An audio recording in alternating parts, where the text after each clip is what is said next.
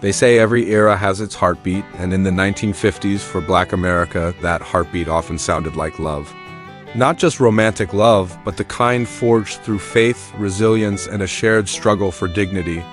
Imagine the scene: a crowded Sunday church, men in pressed suits, women in carefully ironed dresses, the smell of hair pomade mingling with the faint trace of fried chicken waiting back home. In those moments when eyes met across pews or during church socials, sparks were more than fleeting glances. They were seeds of something lasting, something that could weather the storms of Jim Crow and economic hardship. Black love in the 1950s wasn't just about two people finding each other. It was about building a shield of strength in a world determined to deny them peace. But let's pause here, because this is the hook. In a decade often remembered for poodle skirts, Elvis Presley and suburban dreams, Black love carried its own soundtrack, one layered with laughter, whispered prayers, and a quiet defiance that said, "We will not be broken." This story is not only about courtship and marriage, it is about how love itself became an act of survival, a declaration of humanity. For young Black men and women in the 1950s, courtship was both tender and intentional. There were no dating apps, no casual swipes. Courtship was ritual. It began with introductions through family or church or at neighborhood gatherings where elders kept a watchful eye. A man did not just stroll up to a young woman without respect. He was expected to show seriousness, to demonstrate that his intentions carried weight. Many times, that meant speaking first to her parents, often her father, to ask permission to call on her. Letters were written in careful script, phone calls made from payphones or shared home lines. Every word weighed with meaning. Love unfolded slowly, like a hymn sung verse by verse. What made this love distinctive was the context. Black couples of the 1950s courted under the shadow of segregation, limited job opportunities, and the constant weight of being deemed second-class citizens.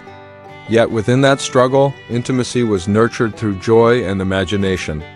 Dates often meant long walks after church, dances at community centers, or Saturday night gatherings where music spun from vinyl records filled small living rooms. The goal wasn't simply passing time together.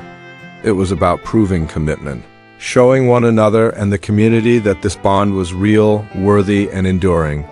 Marriage, when it came, was more than a personal milestone. It was a cornerstone of Black survival.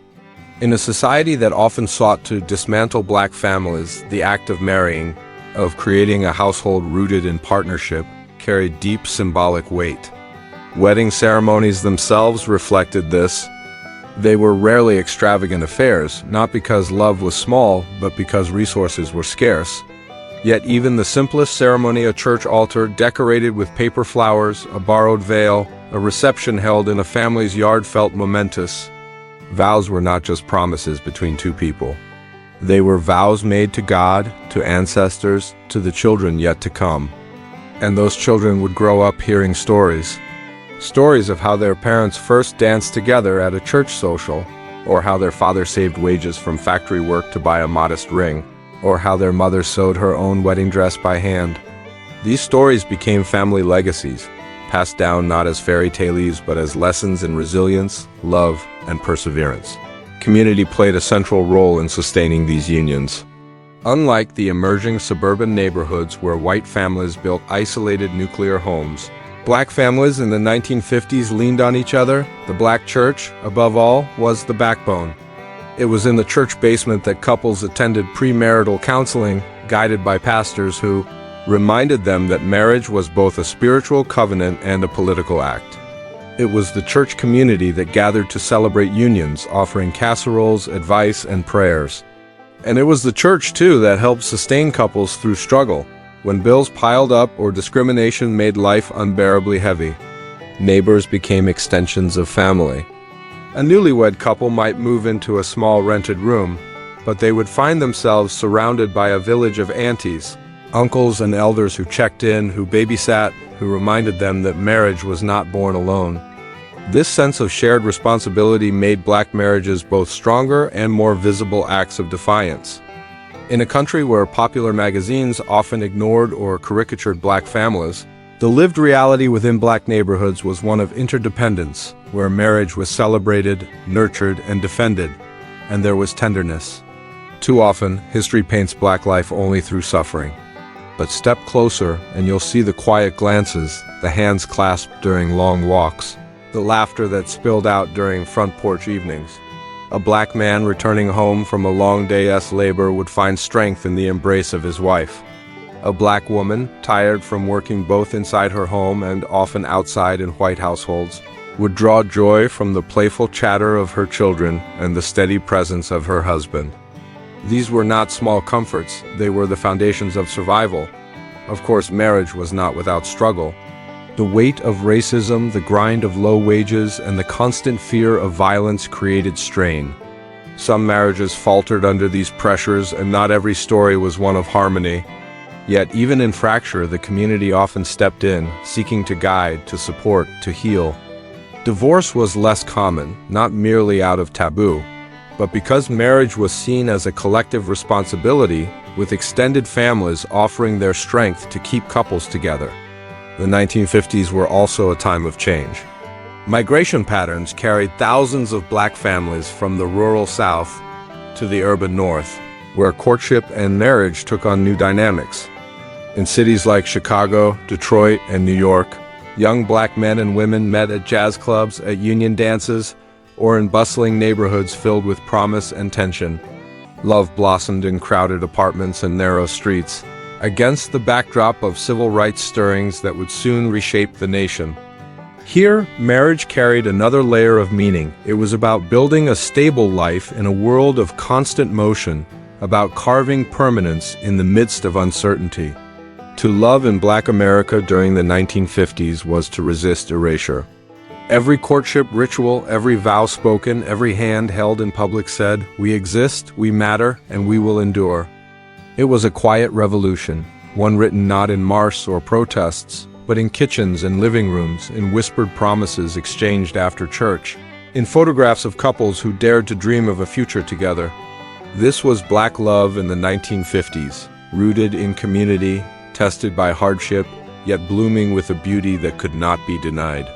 And when we look back now, what stands out is not just the resilience, but the tenderness, the laughter at Sunday picnics, the dances that stretched long into the night, the vows whispered with trembling voices but held for a lifetime. Love was not an escape from struggle. It was the strength to face it. And in that, it became both deeply personal and profoundly political. If the first stirrings of love in the 1950s were rooted in church pews, neighborhood gatherings, and whispered letters, then its full bloom came in the ways couples held each other through the storms.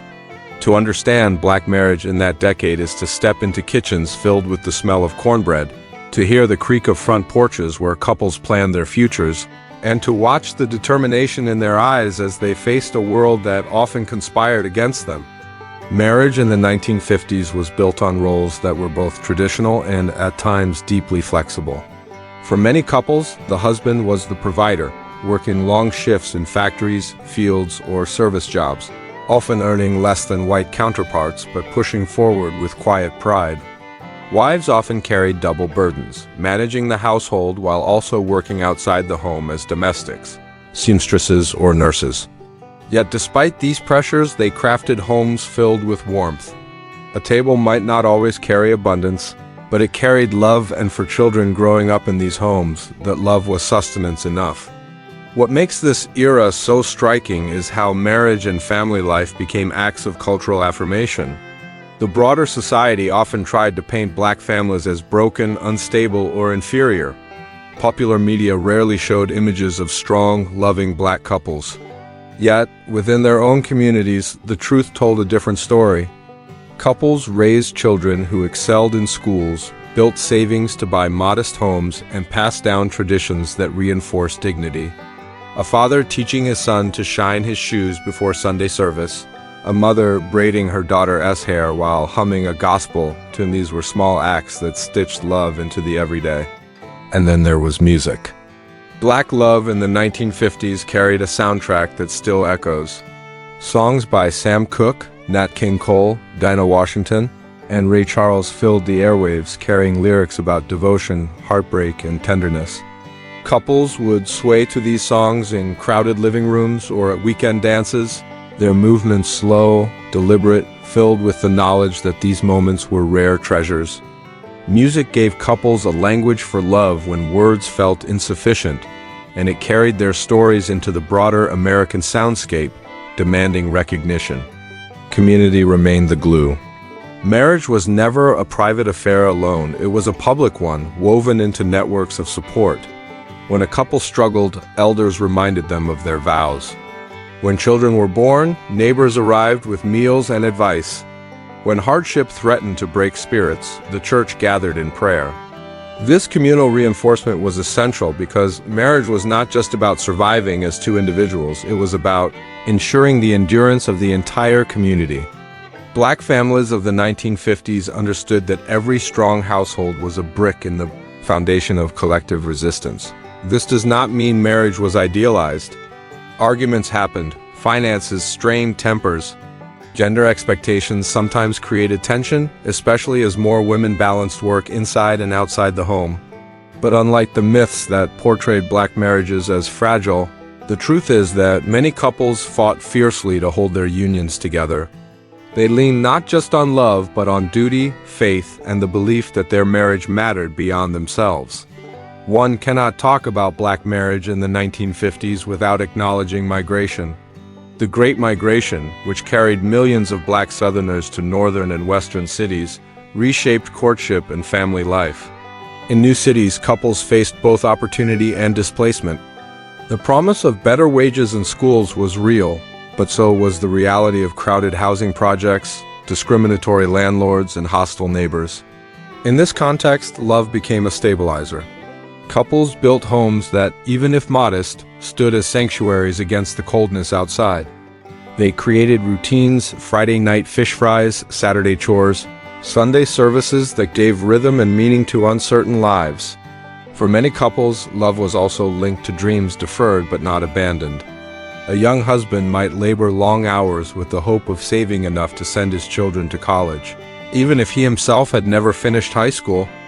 A wife might sacrifice personal ambitions so her family could move one step closer to security.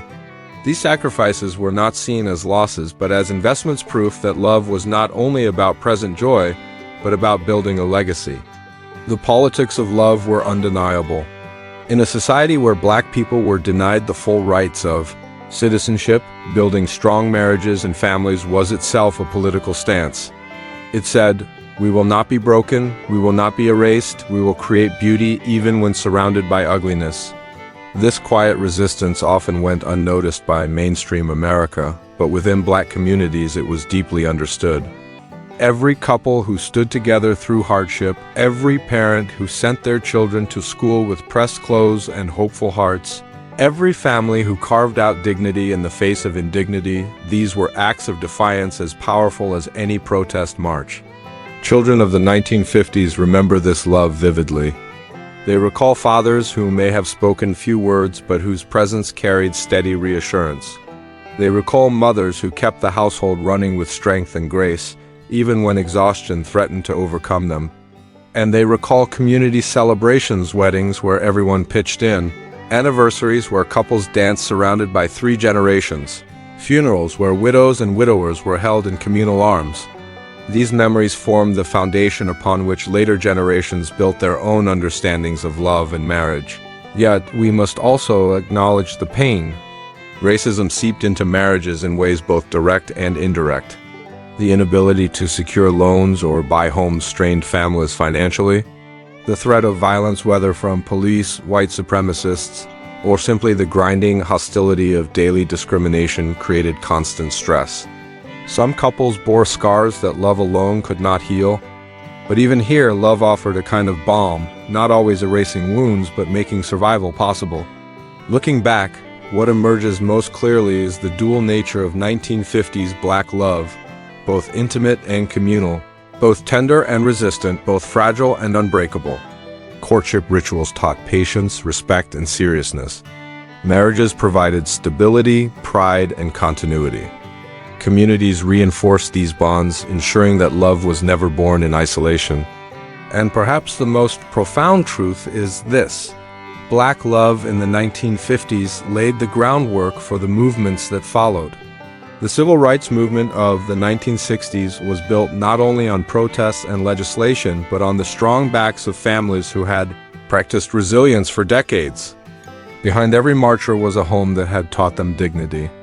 Behind every leader was a marriage or partnership that sustained them. Love, in this sense, was not merely personal, it was the soil from which collective liberation grew. So when we think of the 1950s, let us look beyond the narrow frames of jukeboxes and suburban lawns. Let us remember the front porch conversations, the handwritten letters, the vows spoken in modest churches, the laughter of couples swaying to Nat King Cole in small apartments. Let us remember that love itself was a force, one that defied stereotypes, resisted erasure, and declared humanity in a time when humanity was too often denied. Black love in the 1950s was not perfect, but it was powerful. It was fragile yet unyielding. It was private yet profoundly public. And in every glance, every promise, every sacrifice, it carried a simple but radical truth. We are here, we are worthy, and we will endure together. That is the story of 1950s Black love courtship, marriage, and community. A story of tenderness and resilience, of laughter and struggle, of bonds that carried families through darkness into light. A story that still echoes, reminding us that love is never just about two people. It is about the worlds they build, the futures they shape, and the defiance they embody simply by choosing to love at all.